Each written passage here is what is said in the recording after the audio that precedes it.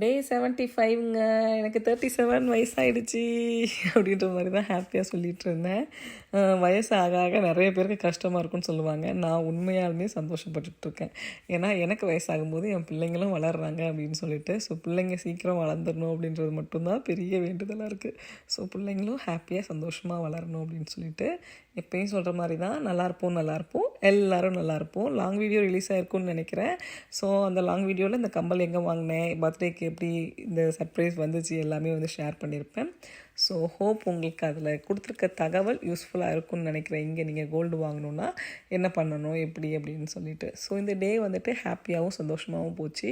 எல்லா வருஷமும் இருக்கிற மாதிரி தான், எல்லா நாளும் இருக்கிற மாதிரி தான் இந்த நாளும் ஒரு நாள் அப்படின்றது என்னோட இது.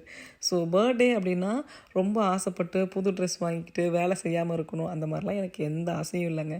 என்னால் செய்ய முடிகிற வேலையை ஹாப்பியாக சந்தோஷமாக எப்பயும் செய்யணும்.